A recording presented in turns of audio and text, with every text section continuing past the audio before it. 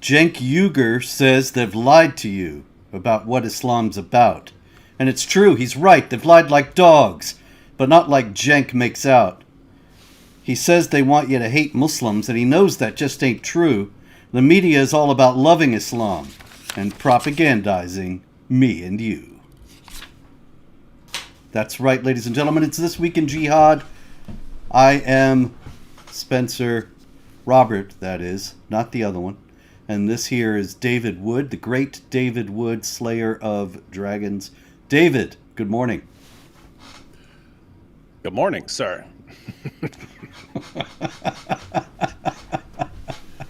Exactly. A lot of jihad morning, here, sir. David.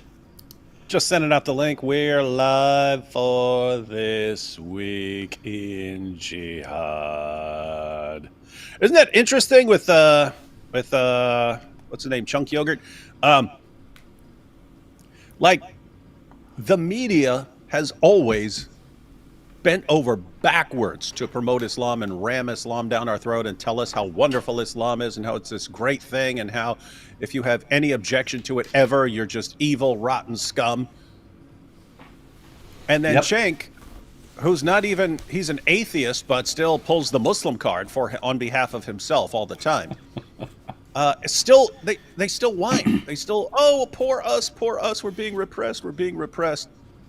And it's just, it reminds me of recently with the Mamdani thing. Rashida Tlaib issued a message. I didn't mean to do that. Sorry, just go ahead. Oh, good. No problem. I can hear you. Oh. I can hear you. There we Good? go. There we go. We're good. Okay. Yeah, so with the Mamdani thing, right? So for anyone who hasn't been paying attention, the Democratic Party of New York City nominated Zohran Mamdani as their person to be the next mayor. And that gives you a really good chance of being the next mayor. They can always do something to torpedo him or something like that. But apart from something like that, he's going to become the next mayor. Anyway, people started complaining about all his like completely demented, deranged policies. The guy's he's that interesting mixture of Islamist and socialist that everyone loves so much. But when people started pointing out all these insane things that he's been saying over the years. He wants to empty out the prisons and defund the police and no one gets any guns. And so what are you going to do with all these released convicts who are coming for you because there's no police and you can't have a weapon? Anyway, wants to... he's a total socialist. He wants more socialists and so on, simultaneously an Islamist. Anyway, when people started pointing out all these things that he said, Rashida Tlaib issued a joint statement with Ilhan Omar and two other Muslim members of Congress. And it was all, this is so racist. This is racist. These are racist attacks and the Islamophobes and the bigots and this and we're in such a racist place and it's a racist country and this and that. And it's like, you have 4 members of Congress.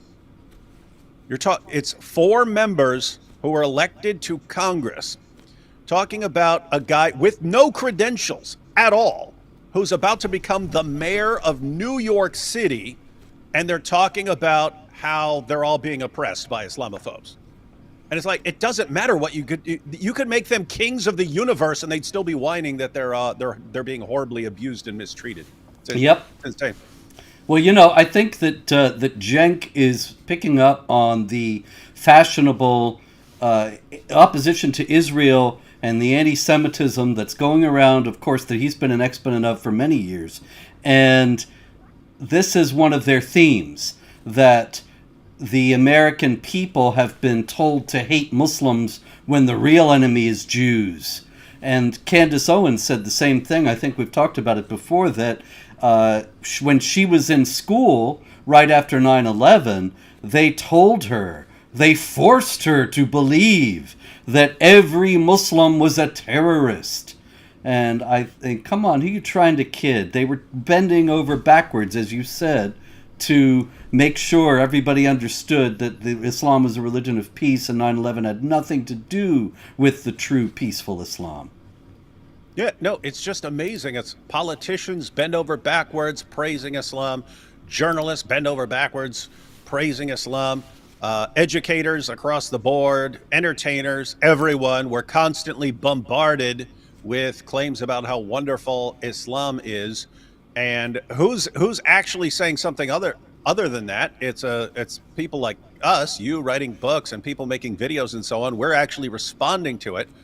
And what do they complain? Oh, politicians and the media and everyone, the education system, it's all stacked against us. It's all demonizing us and calling us terrorists 24/7. Where? I've never seen that once anywhere. And they're acting like it's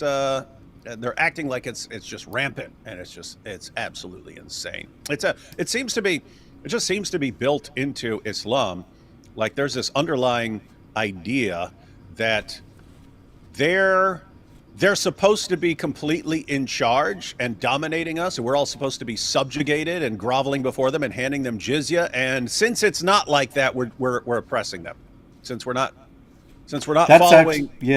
That's right. It's built into their mind. Like this is not the way the things are supposed to be. Everyone's against us. Why? They're not making us rule the universe.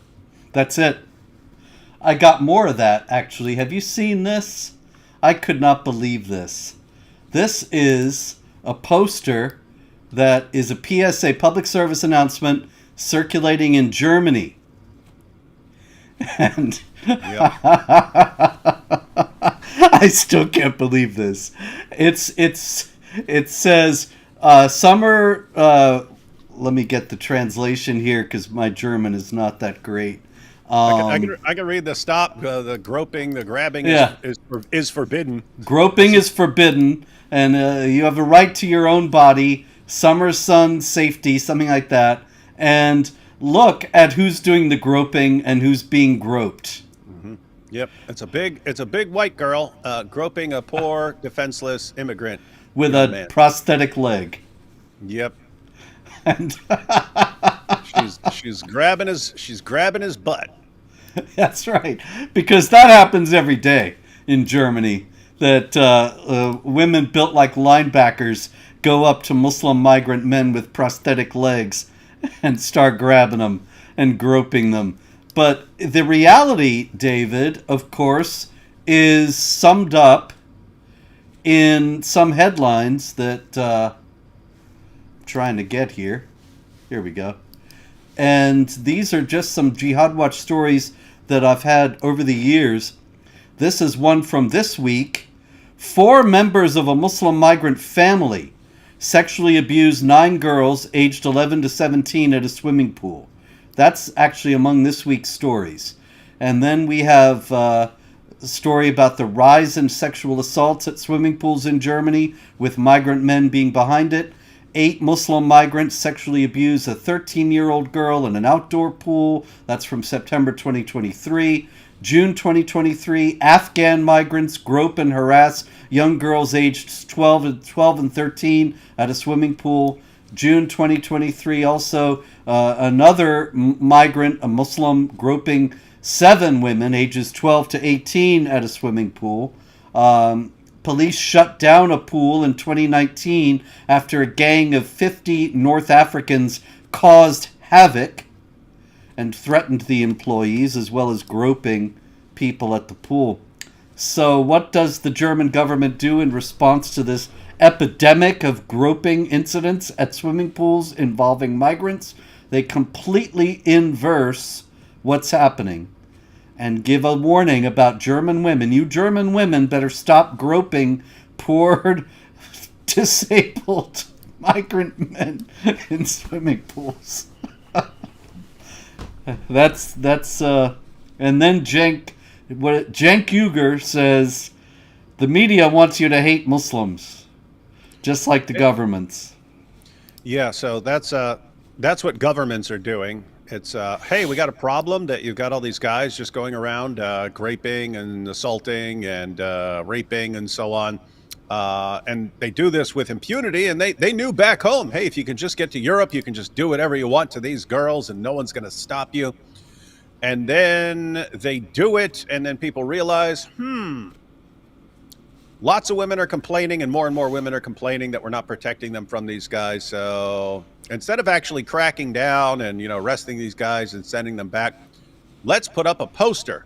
But we can't say that the migrants are doing this to the women, because that would be racist and Islamophobic. So we'll get the message across, but we'll reverse it. Maybe they'll understand it if they think it's them that are being harassed by the women. When in reality, that sign's going to do absolutely nothing. It's built into their mind that these women are disgusting and forbidden. I mean, not forbidden.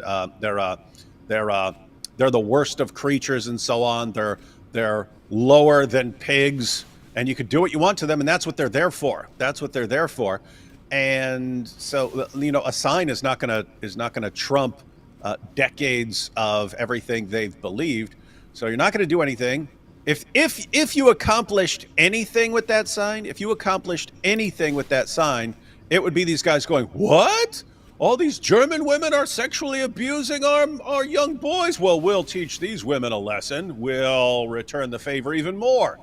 And so that's gonna go well. Anyway, sick, weird stuff. Yep. Hey, Robert. My camera's flickering for some reason. I'm going to shut it down and log back in real quick and see if that fixes the problem. Okay. Be back in a second. Meanwhile, I will keep going on.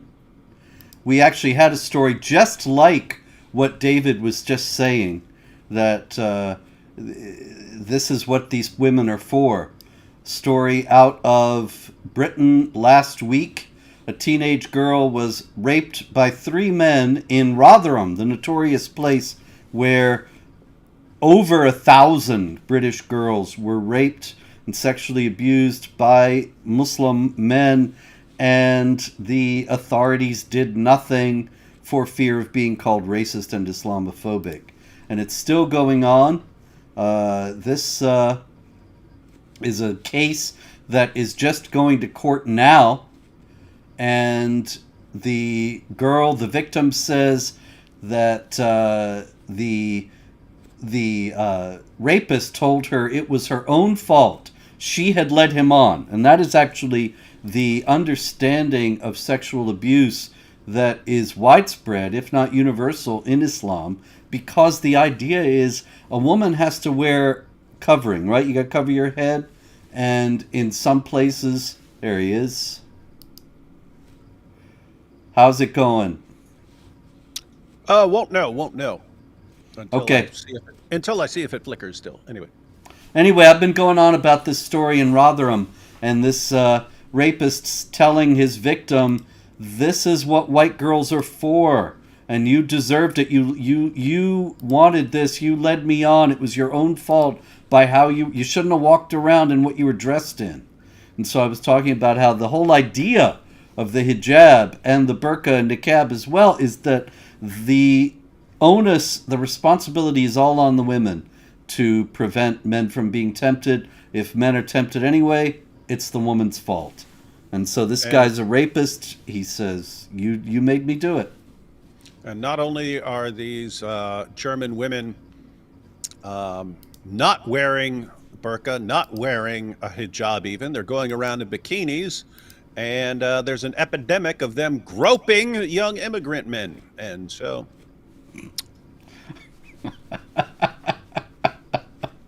And the government admits it, Robert. The government admits it. How are you going to deny what the government is saying? So, yep. You're right. How could anybody not trust the government, especially in Britain? All right. People are saying my name is moved over there. I don't know why that is. And you know what else? I think it was because I jumped off and then jumped back in. There you go. And now it's confused. But it keeps happening, so I think, you're just going to have to know who we are. If you don't know who we are at this point, then you're a loser. I'll say it. There you go. All right. We got a couple of big stories out of Turkey this week. And you've probably seen this. I'm sure you've seen this. This is a cartoon of Muhammad. that ran in the Turkish newspaper Le Monde this week, and there's a big uproar. The cartoonist has been arrested. I didn't know it made it into a newspaper. I thought the dude just drew it or something like that. My goodness.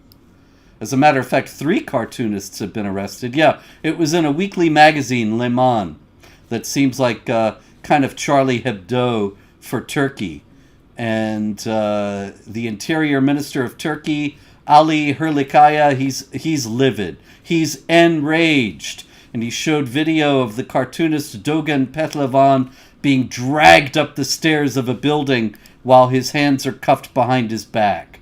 Obviously, they're going to go very harsh with this guy. And Yerlikaya said, "I once again curse those who try to sow discord by drawing caricatures of our Prophet Muhammad. The individual who drew this vile image, DP, that's Dogan Petlevan, has been apprehended and taken into custody. These shameless people will be held accountable before the law." And he published 2 other videos of other guys being handcuffed and arrested. And meanwhile, the magazine, rather, not newspaper, and Dogan Petlevan himself, they deny this is supposed to be Muhammad. I think that's a little unlikely, but in any case, what we have here is a war scene with bullets and fire and such going on, raining down, probably meant to be Gaza. And up above are a couple of angelic figures. They got wings. And one of them says, "Salamu alaikum," in Turkish anyway. "Peace be upon you, I am Muhammad." And the other one says, "Alaikum salam, and upon you be peace, I am Moses." And so the idea here is clearly that the prophets are peaceful while their followers are warlike. So there's a bit of a fallacy, a bit of an error in the cartoon itself.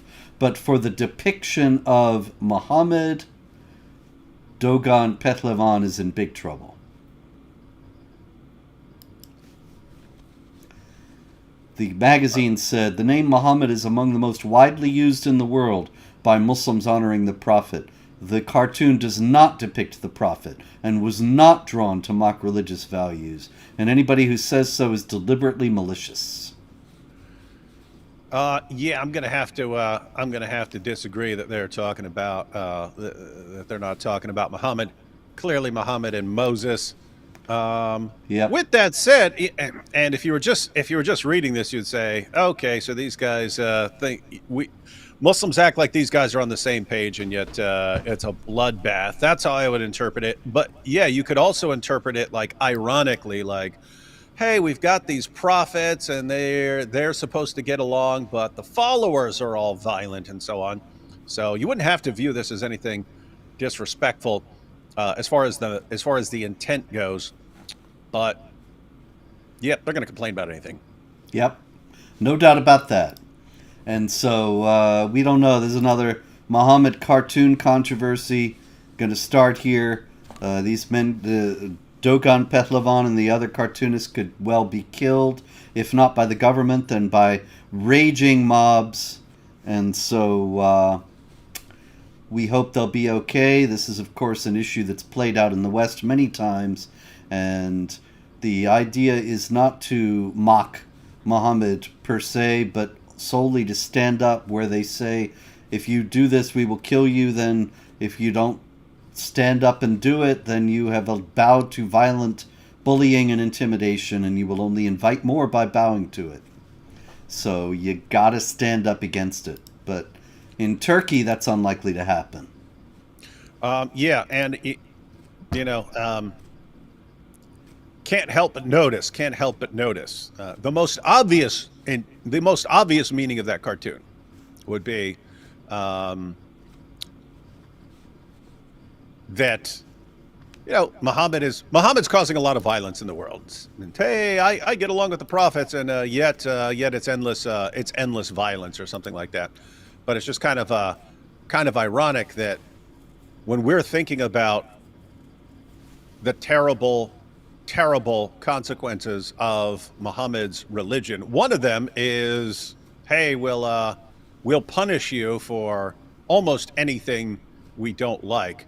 And then what do? Hey, we have to get these cartoonists and we have to declare war on these cartoonists and lock up these cartoonists. Now, I don't think they'll be executed or anything in Turkey, but they're kind of proving the point. Yep. And I got more. They're proving all kinds of points in Turkey these days.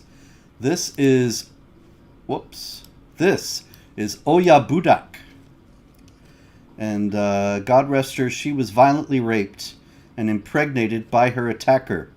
But when her fiancé discovered that she was 5.5 months pregnant with the rapist's child, he shot her to death. Now, why would he do that, David?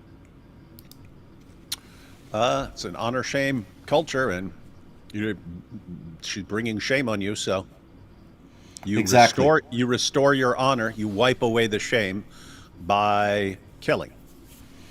So here again, it's just what I was explaining a moment ago while David was going out and coming back, that the onus, the responsibility for men not being tempted is solely on the woman. If she's raped, it's her fault. And so when this man finds out that not only has she been raped, but she's pregnant, he kills her to cleanse his honor. And so that is what is going on in Turkey. I wish I could share your optimism that you don't think they'll be executed, these cartoonists in Turkey. The problem is Turkey is re-Islamizing to an alarming degree. It's not at all as secular as it once was. I remember back 20-some years ago and more than that now, and I would speak about Islam somewhere and people would invariably, somebody would say, oh, but you don't have anything to worry about. Turkey is secular and it's the model for the Muslim world. All the other countries in 20 years, they're going to be like Turkey. And now Turkey is becoming like Saudi Arabia or Iran. And so... Yeah, I still think even though we know what's going on there, I mean, they basically want to revive the Ottoman Empire there with them at the head. They're obsessed with it. Mm-hmm. But I think right now they still are trying to get along with, trying to be a part of Europe as they Islamize. And so I don't think they'll execute anyone because they know it'll cause an uproar. Well, I hope you're right. We shall see. It'll be interesting. These are interesting times. And here's an interesting guy, David. This is the Ayatollah Shirazi. And he is 98 years old. The Ayatollah Nazir... Let me get his name here. My goodness. Oh, there he is. Nazir Makarem Shirazi. And he is famous for telling the Pope a few years back, Pope Francis, how wonderful it was that he had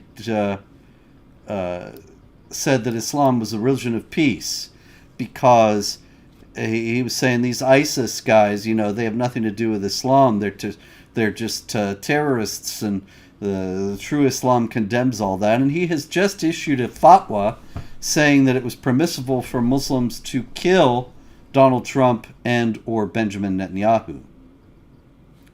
So I'm not sure if his idea of peace in Islam is quite the same as what we might think, what we might assume in the West. Smiling in our faces while cursing us in their hearts. It's almost like wow. What an amazing phrase. Surely that has nothing to do with Islam. But it does, Robert.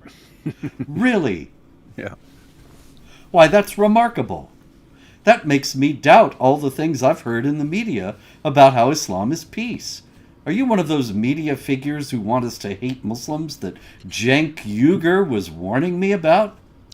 Yep, I work for the New York Times, constantly blasting away at Islam to convince everyone that Allah and Muhammad mean exactly what they say.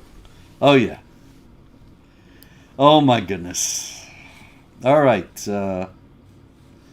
Let's see here. There's quite a lot today. It's like an embarrassment of riches. I don't know where to go next. Let's go to Shakil Afsar in Britain.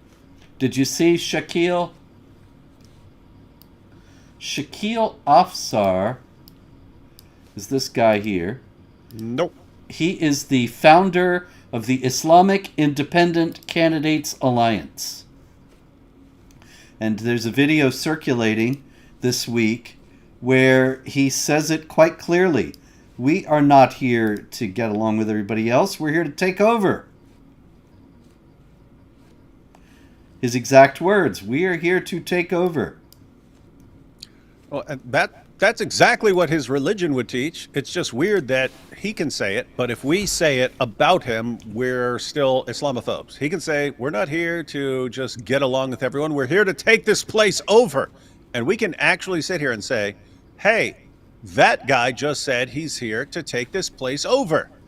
And everyone will point at us. Oh, shame, shame, shame. Don't you know that if you think this is a problem, all you're supposed to do is make a poster where a white British guy is trying to conquer him and take him over, and then you're supposed to say, hey, no taking over, and pretend that it's the British people who are trying to take him over? It's true. That's how it goes, right? That's it. That'll solve it all.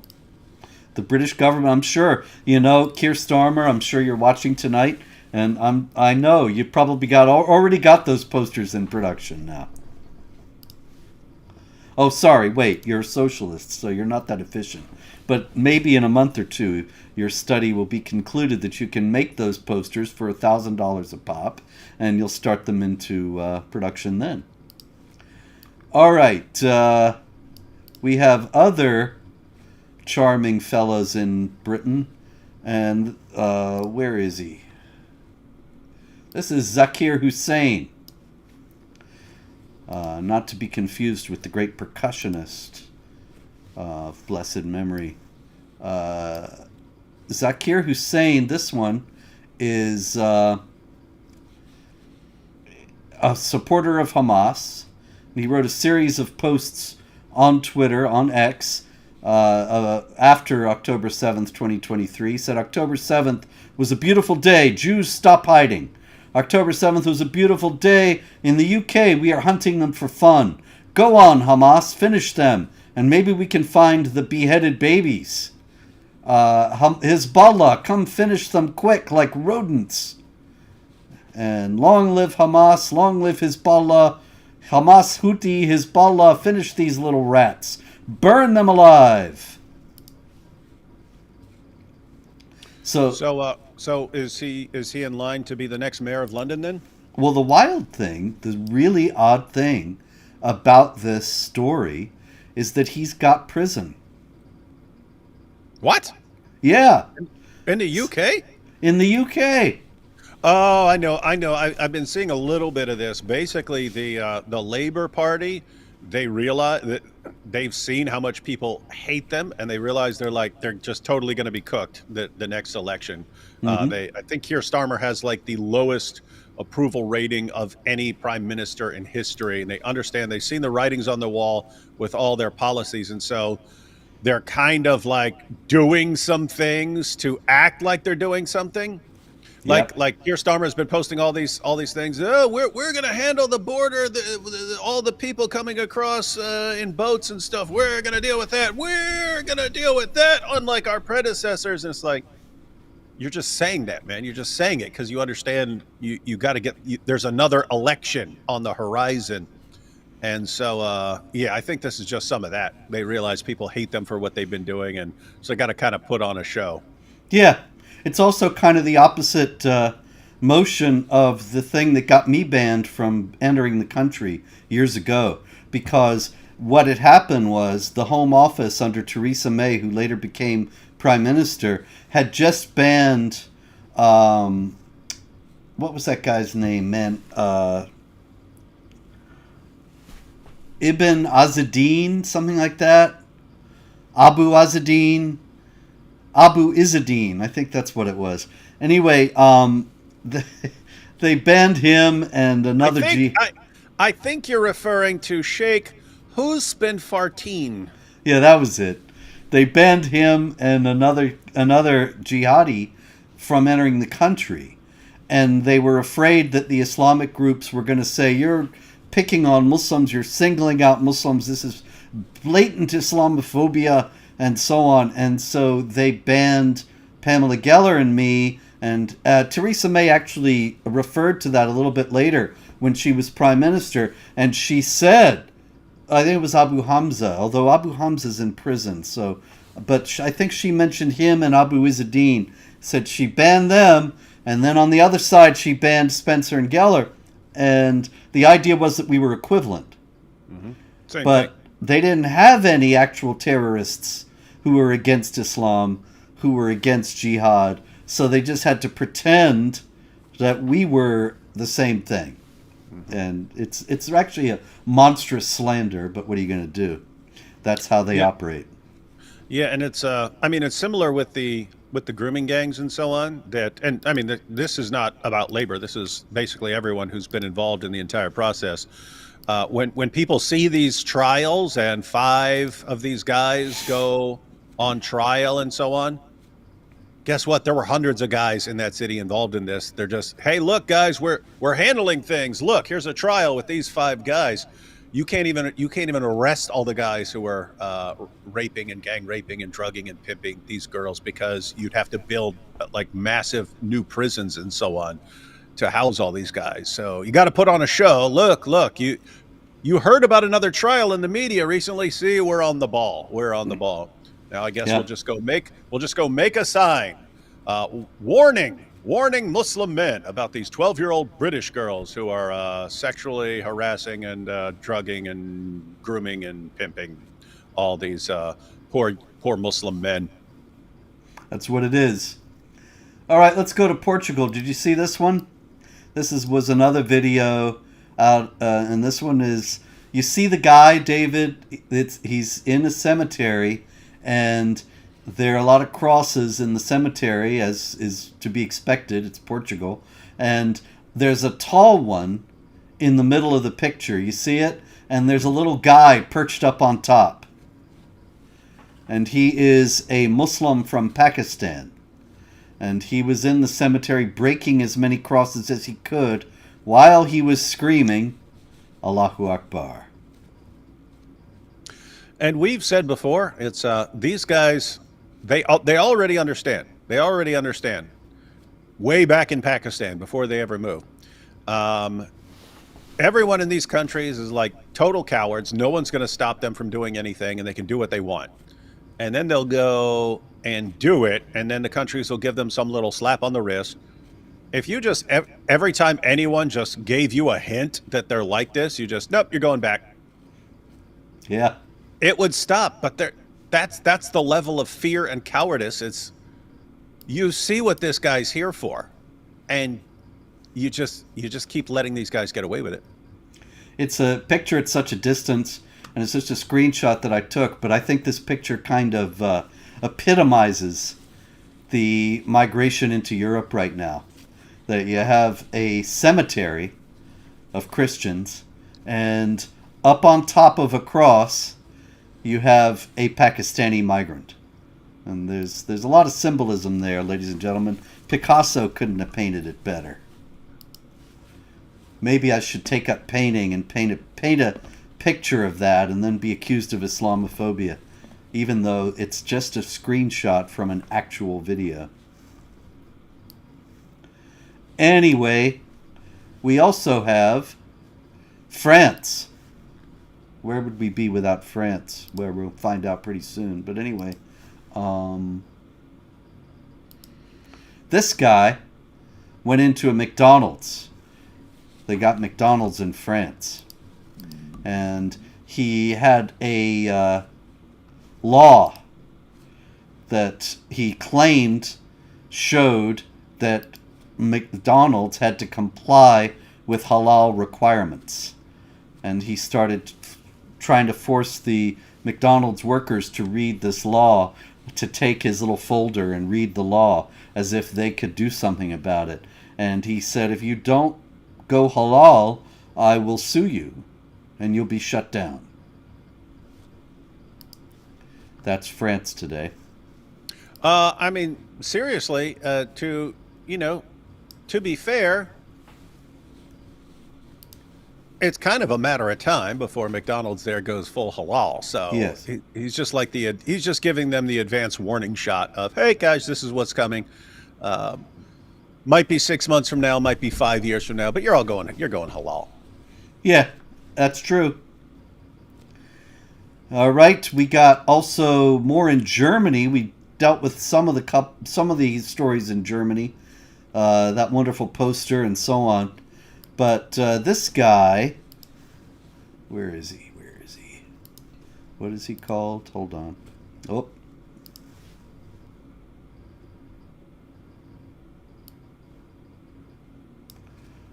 This is really wild about this. This is Mustafa Shalabi. And he is putting pressure on German authorities. I forgot to mention this earlier when we were dealing with the pool business, because he has actually submitted a bill to the legislature to ban men and women swimming together in pools, which would solve their problem of Muslim migrants groping people in pools. What did you say? It would solve the problem of German women groping Muslim migrants. That's right. Let's get it right, Robert. That's right.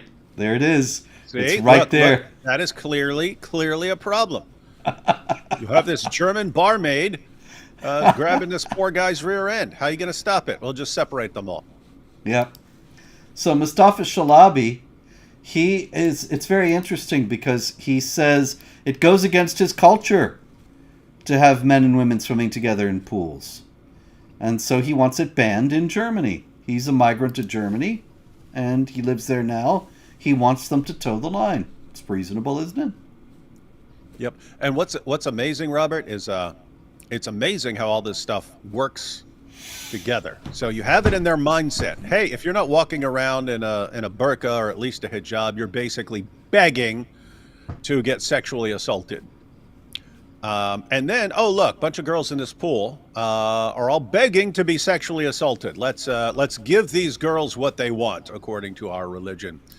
And then other guys are going, see, you have to keep women and men separate, and you actually get to the point where non-Muslim women will be saying, we agree. We agree. We want separate places. Mm-hmm. We want separate pools because we can't be around these guys. And then they'll come up with separate pools for men and women. Yep. And women will agree because they're like, we got to get away from these guys. Yep. And the German government's considering it. Mm-hmm. So this is how Sharia comes in. Oh, hey, I love this guy. Did you see this guy?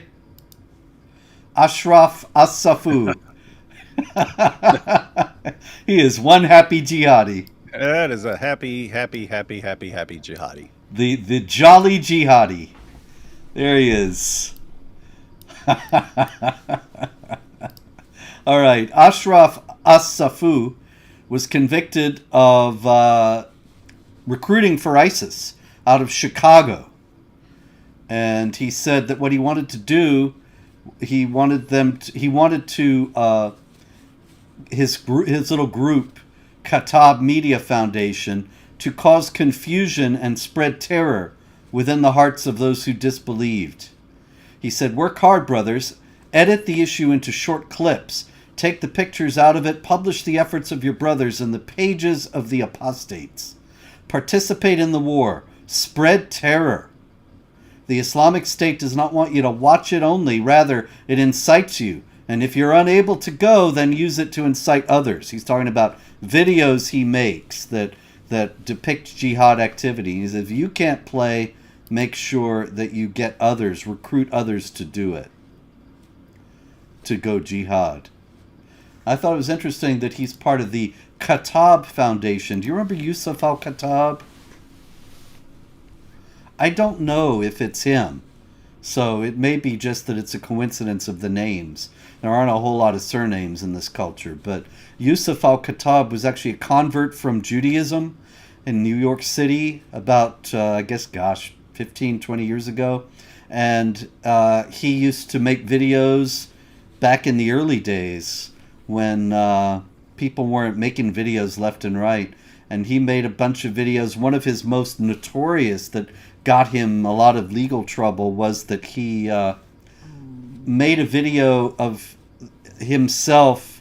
First, you saw footage of 9/11 and the planes going into the towers and the smoke billowing out and all that. And then the camera moves over to him, and he's sitting there watching happily and eating popcorn. And he was like gleefully approving of 9/11 and 3,000 people getting killed.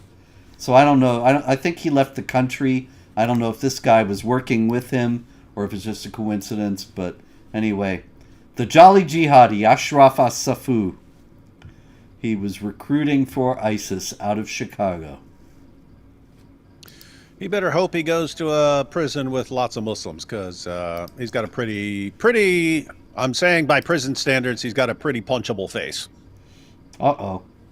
No, someone would, I don't know why, but some of the guys go in, they'll smile like that, and then someone's going to be like, what are you looking at, man? And just punch him right in his face. Oh, goodness. I'm telling you, I've been there. Yes. All right. Let's see. I had plenty more here, and I know they're here. Oh, the Islamic Republic of Iran is doing a big security crackdown, and they have arrested 700 spies from Assad. Yeah, that was the eminently foreseeable problem with the ceasefire. Namely, they took out Israel took out a lot of people involved with the nuclear program and a lot of their military leaders. And it's obvious, if you know exactly where this military leader is going to be, and you know exactly what room of what place this nuclear guy is going to be in, and these guys all get taken out, like that episode of Breaking Bad where they kill like 9 inmates in 5 different jails within a 2-minute period and so on. Mm-hmm. These guys, Israel had a lot of spies, either like Israeli spies who worked their way in there, or people in Iran who want to bring down the regime and are quite happy helping Israel do that because they hate the regime. And so Israel takes these people out, which means the government knows there are a ton of spies among them. And so if all of a sudden, hey, ceasefire, and we're not taking out the government, what's going to happen? They're going to go on a killing spree. They can't take out Israel, but they can take out spies. And what they'll do is they'll look for people who are actually spies, but they'll also see that as an opportunity to kill anyone who criticizes the regime. You can just criticize anyone, right? If you said one word against the regime, or you're in the wrong group or something like that, boom, this person is a spy for Israel. We have it confirmed. And so lots of people are going to die. They've already been doing the executions, but that's going to keep happening. Yeah, I think you're right, but I don't think, I got to say, I'm skeptical that any of these people they arrested are Mossad spies, because if they were, they'd have already been arrested if they knew. They didn't just discover it last week. And if they had known before, they wouldn't have kept them in place, allowed them to stay in place and keep operating. And if they are arresting them all now, it's much more likely that they are dissidents from the regime or just ordinary Jews who live in Iran who are being scapegoated. Oh, I'm just saying, I'm sure I would guess it's a mixture, right? Like, okay, let's review all the security footage from around this place to see who's spying on it and stuff like this, and if we can spot someone and so on. But yeah, I would think mainly they're going after anyone who's any sort of political rival, or anyone who's spoken out. Anyone who's been a vocal protester or a protest leader, they're going to say, yep, this person was a spy for Israel. We have it confirmed.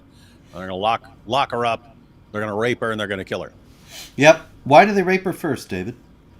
So you say she doesn't go to paradise. That's it.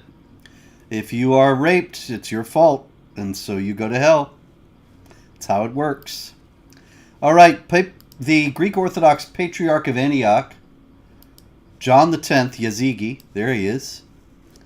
He has issued a statement to Ahmed Ashraf, the president of Syria, the former Al-Qaeda leader, possibly the present Al-Qaeda leader, but you never know. War is deceit.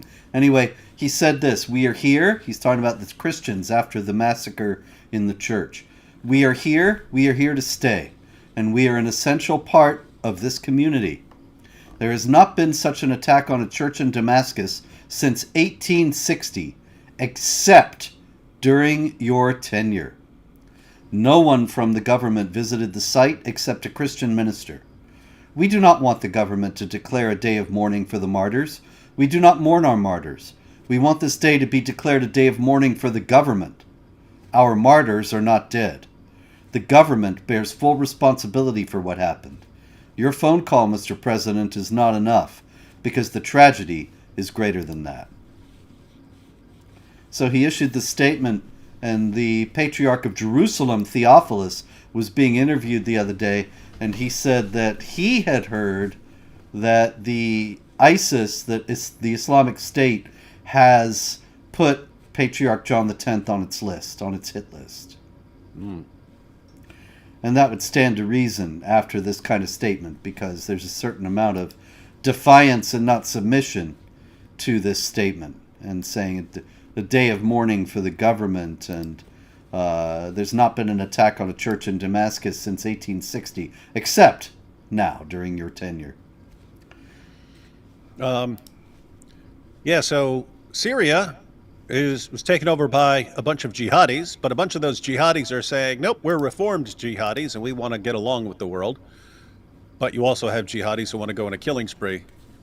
And it looks like we're going to end up with a similar situation as what we see in Nigeria, where you've got jihadis going around slaughtering Christians, and you kind of can't tell whether the government is in on it or if they just are kind of helpless to deal with it, and they don't want to be on the hit list either. Mm-hmm.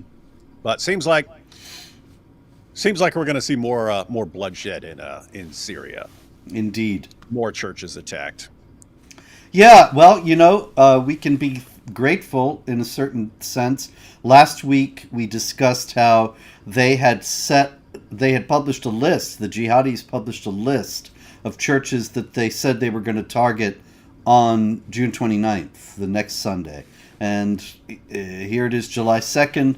They don't seem to have targeted them. They were apparently just trying to strike terror in the enemies of Allah, as the Quran directs.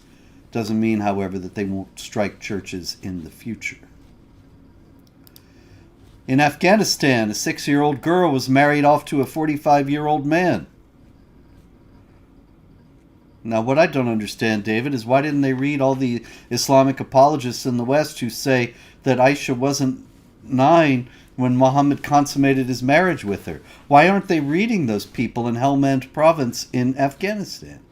Well, because that was kind of 15 years ago, Robert. Now the Muslim apologists are all shouting from the rooftops, of course, we want to have sex with little girls. It's great. It's wonderful. Even our prophet did it.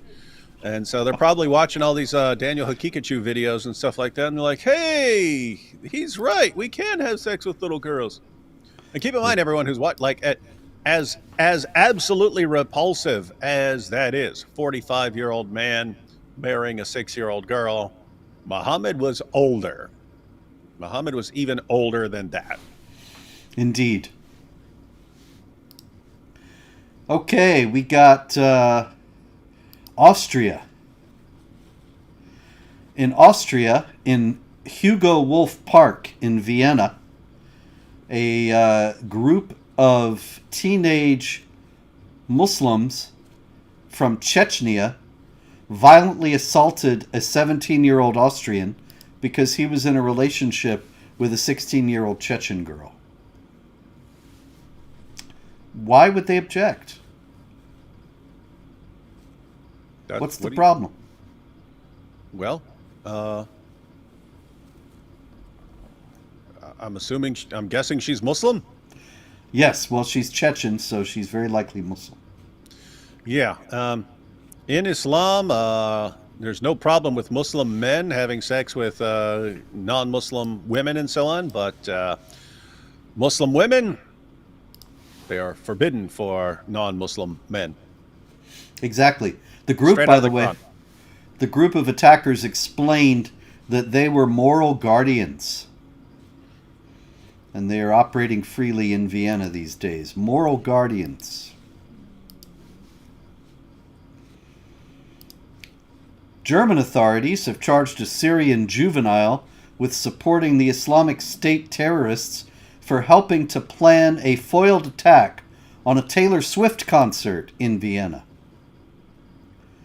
And the suspect, listed as Mohammed A., assisted the terrorist, a 19-year-old Austrian named Behran Aligi, who was planning to bomb Swift's Eras tour show by translating Arabic bomb-building instructions and putting him in contact with a member of the ISIS terror group online. Do you think that if we could get Behran Aligi on the show and ask him, are you an Austrian? Would he say yes? Indeed. The story I was reading was a Reuters story, and they're saying he's an Austrian, no doubt because he was either born there or is a naturalized citizen. But almost certainly, Behran Aligi himself would say he is a citizen of the global Ummah, the Islamic community worldwide, and not of any Western Kafir nation state. And by the way, everyone, notice the Target Taylor Swift concert. We've talked about this many times before. You have Muslims who believe that collateral damage, killing your fellow Muslims as collateral damage, as long as you're not targeting them, is perfectly acceptable. You have other Muslims who want to avoid, as much as possible, killing any fellow Muslims. And so if you want to wage a terrorist attack, you do it against a place where you're not going to have any serious, sincere, devout Muslims. And so guess what? Concerts. That's why you had the Ariana Grande concert, the what was it, Eagles of Death Metal concert in France and so on. That's why you have concerts as a popular jihadi attack spot. Yeah, it reminds me, years ago, I arranged a meeting and with an ex-Muslim. He had not announced that he was an ex-Muslim. Actually, he never did. But he was telling me he was an ex-Muslim, and I thought he was credible enough. We met, and he wanted to meet at this restaurant in D.C., and so I met him there, and I said, aren't you afraid that any of your associates and people who know you, aren't you afraid they might walk in here? And he said, actually, this is why I chose the place, because they serve alcohol. And so I know that none of the Muslims that I work with are going to come in here. So, Smart. Same thinking. You know, I should have mentioned this when you were talking about Mamdani at the beginning of the show. This is Laura Friedman. And Laura Friedman is actually a congresswoman, a member of Congress from California. And another a member of Congress, Andy Ogles, has called upon the president to deport Zohran Mamdani, because Zohran Mamdani is an American citizen, a naturalized citizen. He's only been here, however, for 7 years. And one of the conditions of getting a visa and being able to become a permanent resident of the United States, much less a citizen, is that you don't support terror groups. And of course, Mamdani is rather conspicuously refusing repeatedly now to denounce the phrase globalize the Intifada, which is essentially saying kill Jews everywhere, because the Intifada there were two Intifadas, uprisings against Israel, in which Jewish civilians were killed wholesale in Israel. And so people think of globalize the Intifada as saying that we want to kill Jewish civilians not just in Israel, but everywhere. And he's been repeatedly asked now to denounce this phrase, which he had justified. He hasn't used it himself, but he justified its use and he won't do it. And so Andy Ogle says he should be deported for supporting terrorist organizations. And Laura Friedman said, calling for Zohran Mamdani's denaturalization isn't just wrong, it's blatant Islamophobia. Robert, that's the guy who, in his rap song, which sucked, by the way, said he loves the Holy Land Five. Who are the Holy Land Five, David? That's the Holy Land Foundation, which is designated a terrorist organization, right? That's it. Shut down for supporting Hamas. He said he loves those guys, and look them up. So there's ample grounds, actually. I don't think it's going to happen, but there's ample grounds in a legal sense, a technical sense, for deportation. Yeah, and guys, it's pretty creepy. So the Holy Land Five, those guys, they're taking donations in America and sending them to Hamas to support. If you've ever heard about how Hamas will pay money to the families of jihadis who go and die while slaughtering Jews and so on, that's where that money was going. That money was going to stuff like that. It was funding Hamas to support the jihadis and the families of the jihadis and so on. This all got exposed, and 5 guys got long prison sentences. I think 3 of them have been released because that's a long time ago. But Zohran Mamdani says he loves those guys and he encourages people to look them up. But think about that. What is that? That's, you're actually a terrorist and supporting terrorists, but you're pretending to have good intentions and just to be charitable. And you've got the next mayor of New York City saying he loves those guys and everyone should look them up. So Laura Friedman says that's just plain Islamophobia. It sure and is. I think that's just what we've warned about Islamophobia all these years, that it will end up being a total blanket condemnation of even opposition to jihad violence. Because there's no way you can distinguish. If you start to say, well, you're just hating Muslims if you say anything critical, and then you say, well, jihad is its central tenet of Islam, then you must hate Muslims and you're an Islamophobe.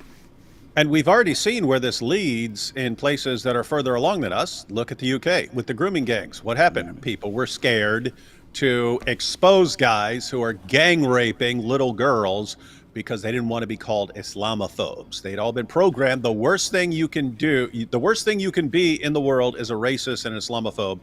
And if you say one word of criticism, we're going to call you a racist and an Islamophobe. Your life will be over. You'll be in permanent danger from jihadis because they find out that you're an Islamophobe. So better to just keep your mouth shut and let these guys continue raping and gang raping these young girls and so on. And that's what, let's face it, that's the end goal of organizations like CARE and so on, who tell us to shut up anytime we criticize Islam or Muslims after a terrorist attack. The goal is to make a society where we can't say one word in response to anything they do. David, I think, unfortunately, I'm going to have to stop here. I apologize to all those who have super chats. I did not expect this, but I just got a computer notice saying my computer's going to shut down in a couple of minutes. There's a problem with it. So I apologize to everyone, and we'll make it up to you. But in the meantime, I don't want this whole broadcast to be lost, so I'm going to shut it down before my computer shuts down.